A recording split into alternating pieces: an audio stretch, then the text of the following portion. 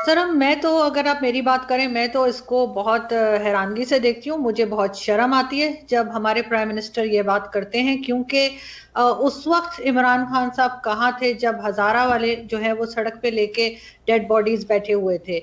यहाँ पर जो है वो आसिया बीबी जो है वो एक तरह से उनको रिहा कर दिया गया है, और जो ब्लास्फेमी का उनके ऊपर एलिगेशंस लगाई गई थी, और अभी तक वो पाकिस्तान वापस नहीं आ सकती कि अगर आएंगी तो उनको मार दिया जाएगा। यहाँ पे सर 2 दिन पहले 3 दिन पहले जो है वो क्रिश्चियन कपल एक है, उसको 7 साल की सजा मतलब इस तरह से थी कि उनको फांसी की सजा थी, और उनको काल कोठरी में बंद कर दिया गया क्रिश्चियन कपल को ब्लास्फेमी का इल्जाम लगाकर। और 7 साल के बाद अदालत को लगा, लाहौर हाई कोर्ट ने उनको रिहा कर दिया। अब हाल ये है कि जो वो खातून है वो पैरालाइज हो चुकी हैं उस काल कोठरी में रह रहकर, और उनके जो हस्बैंड है वो मेंटली तौर पे इतने डिस्टर्ब हैं कि उनको ऑलमोस्ट समझे जैसे उनकी पागलों जैसी हालत है। कौन जिम्मेदार है इन लोगों का? कौन उनको वो साल वापस लौटाएगा उनकी जिंदगी के, और कौन उनको एक नॉर्मल लाइफ की तरफ लेकर आएगा? यहाँ पर बिल्कुल अहमदियास जो हैं उनके साथ कब्रें उनकी तोड़ दी जाती हैं। जिंदा जो हैं उनको तो वैसे ही बहुत तंग किया जाता है, लेकिन जो मर चुके हैं उनको भी नहीं छोड़ते। क्रिश्चियन लड़की लास्ट वीक की बात है, क्रिश्चियन लड़की की डेथ हो गई थी, पंजाब के किसी इलाके की थी वो, और वहां पे उसको दफना दिया गया उनके कब्रिस्तान में। दूसरे दिन जब उसकी फैमिली और उसके भाई गए हैं कब्र पे, तो देखा कि उस यानी उसकी डेड बॉडी के साथ, उस लड़की की डेड बॉडी के साथ जो है वो गैंग रेप हुआ हुआ था। यहाँ पे तो ये हाल है। और इमरान खान साहब बात करते हैं कि जी कनाडा में क्या हो रहा है। कनाडा का प्राइम मिनिस्टर जो है, मुझे यकीन है वो इस चीज के ऊपर सही से काम भी करेंगे, वो उन लोगों से माफी भी मांगेंगे, वो उस आदमी को सजा भी देंगे जिसने ये किया है। लेकिन इमरान खान साहब ने कभी मियां मिट्ठू को पकड़ने की कोशिश की, कभी किसी ने कहा कि उसको अरेस्ट करेंगे, कभी जो क्रिश्चियंस के साथ हो रहा है, जो अहमदियास के साथ हो रहा है, जो पारसी कम्युनिटी के साथ हो रहा है, उसके ऊपर कोई एक केस भी ये दिखा दें जिसमें इन्होंने किसी को सजा दी हो। हमारे यहाँ तो चाहे हमारे स्टैब्लिशमेंट के लोग हों, बड़े बड़े फौजी हों, चाहे हमारे पॉलिटिशियंस हों, लीडर्स हों, या जैसे आप कहते हैं कि जो पार्लियामेंट में बैठे हैं, सबकी तस्वीरें हैं मियां मिट्ठू के साथ। और इनको शर्म भी नहीं आती ये बात करते हुए, ये ट्वीट करते हुए कि भाई आप अपने घर में तो देख लें पहले कि क्या है। बात तो वही कर सकता है ना जिसके अपने घर में इस तरह की बात ना हो। इससे कहीं ज्यादा मुश्किल में लोग यहाँ पर फंसे हुए हैं, और अब ये शियों के पीछे पड़ गए। अब ये कहते हैं कि जी शिया जो हैं वो भी काफिर हैं, उनको भी उसी कैटेगरी में रख दो, उनके साथ भी बात ना करो। और बहुत सी शॉप्स ऐसी हैं पाकिस्तान में जहाँ पे लिख कर लगाया गया है कि हम उनको सामान नहीं बेचेंगे।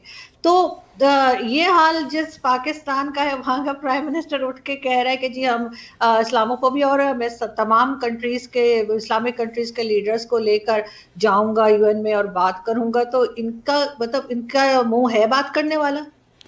देखिए आरजू, आप कनाडा के हवाले से बात कर रही हैं तो मंडे को जब ये तहकीकात के बाद सूरत हाल सामने आई कि उस लड़के ने इस्लाम से एक नफ़रत की बुनियाद पर ऐसा किया है, मुसलमानों से नफ़रत की बुनियाद पर ऐसा किया है, उसके फ़ौरन बाद प्राइम मिनिस्टर ऑफ कनाडा, हमारे ओंटारियो के प्रीमियर, जिसे पाकिस्तानी कॉन्टेक्स्ट में आप चीफ मिनिस्टर कह सकती हैं, और यहाँ के जो पॉलिटिशियंस हैं, उस शहर के मेयर, एमपीज़, एमपीपीज़, सारे शदीद मजम्मत कर रहे हैं।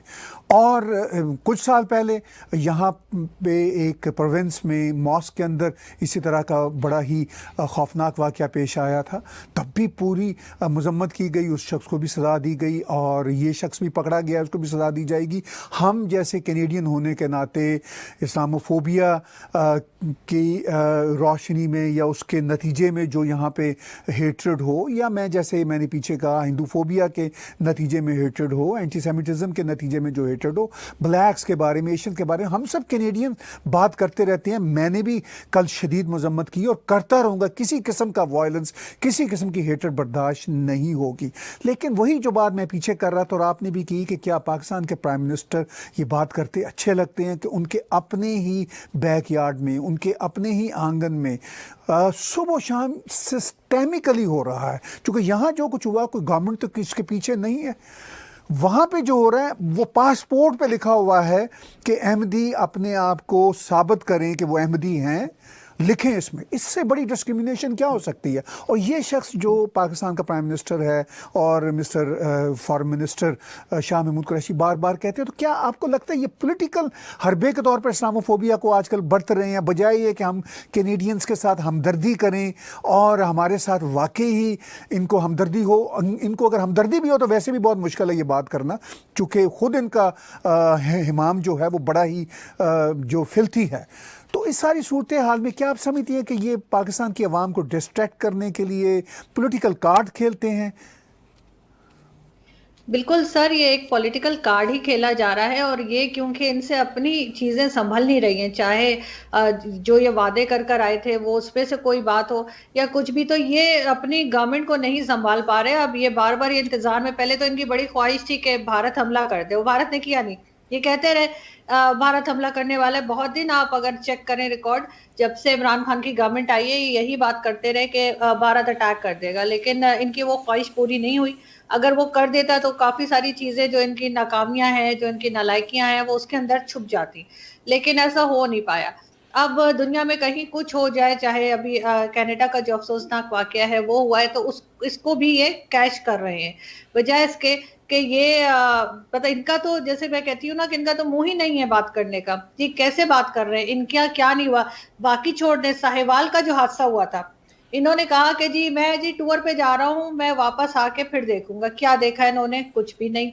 हजारा वालों को इन्होंने कहा कि वो ब्लैकमेल कर रहे हैं इनको। ये अल्फाज इस्तेमाल किए गए प्राइम मिनिस्टर की तरफ से अपने लोगों के लिए। तो जिनके पास अपने लोगों के लिए टाइम ना हो, अपने लोगों की ये इज्जत हो, ये बाहर जाके क्या करेंगे? इनकी परफॉर्मेंस तो यहीं पे नजर आ जाती है। लेकिन अब ये जाहिर, अब ये बात करेंगे, लेकिन सर मुश्किल ये है कि पाकिस्तान में मेजॉरिटी जो पब्लिक रहती है वो इसी माइंडसेट की हो गई है। अब आप इससे अंदाजा लगाएं कि मैं अपना शो करती हूँ अपना यूट्यूब चैनल पे, मैं उसमें नमस्कार और सत श्री अकाल बोलती हूँ, तो उसके ऊपर लोगों ने यूट्यूब पे वीडियो बना के लगा दी कि ये तो इस्लाम के दायरे से बाहर हो गई है और इसको तो मार देना चाहिए, और ये जो है ये हिंदू हो गई है, ये नमस्कार कर रही है। तो ये एक सिर्फ इमरान खान की बात नहीं है, आपको पाकिस्तान में मेजॉरिटी आप इसी माइंडसेट के लोग मिलेंगे जो इसी तरह की बात करते होंगे, हर जगह अपने आप को सुपीरियर रखना। उनके चक्कर में जो बेचारे लोग सही हैं वो भुगत रहे हैं। अब जो लोग कनाडा में रह रहे थे, मैं समझती हूँ कि वो अपनी मर्जी से, एक वहां का माहौल है, जैसे मर्जी रहें, कोई मना नहीं करता। यहाँ की तरह नहीं है कि नहीं आप अगर साड़ी पहन लेंगे तो आप हिंदू हो जाएंगे, आप अगर बिंदी लगा लेंगे तो आप हिंदू हो जाएंगे। तो उन लोगों की जान चलेगी, और ये यहाँ पे उसको कैश करने के लिए बैठे हैं कि जी चलो ठीक है, इसी के बहाने हम एक दफा किसी और तरफ निकल जाएं। जो असल प्रॉब्लम्स हैं उसको हमारी कंट्री में जो बार बार कहा जा रहा है, इकोनॉमी की है, लोन्स ले रहे हैं, एजुकेशन फील्ड में कुछ नहीं हुआ है, हेल्थ सेक्टर जीरो है, तो उधर से हटाने के लिए ये अब मुसलसल, अब ये कई दिन इनका ये चलता रहेगा। क्योंकि बीच में आपको पता है जर्नलिस्ट वगैरह के साथ भी जो इन्होंने किया था, मारपीट की थी, वो न्यूज भी जो है वो पीछे की तरफ चली जाएगी। मैंने पहले भी कहा था कि कोई और न्यूज इनके लिए आ जाएगी और इनकी मदद हो जाएगी और वो सारी चीजें लोग भूल जाएंगे। तो बिल्कुल ये इसको एक तरह से अपना पॉलिटिकली कैश कर रहे हैं, और इसमें इनको ना कोई शर्म आती है, ना कोई गैरत आती है। जर्नलिस्ट हैं जैसे अहमद मीर हैं, आसमा चराजी हैं, वो भी आजकल अताब का शिकार हैं। वो पहले भी होते रहते हैं, फिर उनकी कोई ना कोई बन जाती है अंदर जाके इस्टेब्लिशमेंट के साथ। ये हाई प्रोफाइल जर्नलिस्ट एक बार फिर कहीं उनके साथ मिल बैठेंगे या इन पर ये अजाब और अताब जारी रहेगा? आपके क्या गैस है? सर मेरा ख्याल है कि कहीं ना कहीं बातचीत हो जाएगी, और क्योंकि जो एस्टैब्लिशमेंट है उसके अंदर भी दो ग्रुप्स हैं। एक ग्रुप ऐसा है जो इनको सपोर्ट कर रहा है, और एक ग्रुप ऐसा है जो इनको सपोर्ट नहीं कर रहा है। और दूसरी सबसे बड़ी बात यह कि हर किसी की फैमिली होती है साथ। लोग अपने से ज्यादा फैमिली के लिए घबराते हैं। जो ये लोग धमकियां देते हैं ना, जो हामिद मीर साहब भी कह रहे थे उनकी बेटी को मैसेजेस आ रहे हैं और इस तरह से, तो हर एक की फैमिली को तो बाहर नहीं है ना, हर एक ने तो यूरोप में नहीं भेजा हुआ।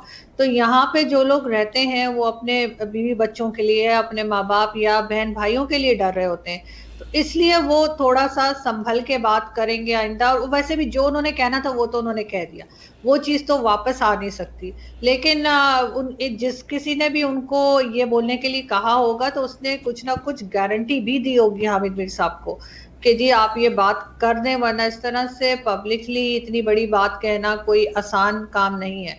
तो अगर किसी तरफ से उनको सपोर्ट थी तभी उन्होंने ये बात की। हर एक के पीछे आप खुद जर्नलिस्ट आप जानते हैं कि कहीं ना कहीं से एस्टेब्लिशमेंट से या गवर्नमेंट से या कहीं से भी कोई सपोर्ट होती है, और वो कहते हैं, डिस्कस होता है बाकायदा, वो कहते हैं जी मैं इस्लामाबाद क्लब के सॉरी इस्लामाबाद जो प्रेस क्लब है उसके सामने जा रहा हूँ, तो ये बात कर सकते हैं। तो 5 दफा ये चीजें बातचीत करके हुई होती है, अचानक से कोई इतनी बड़ी बात नहीं कर देता।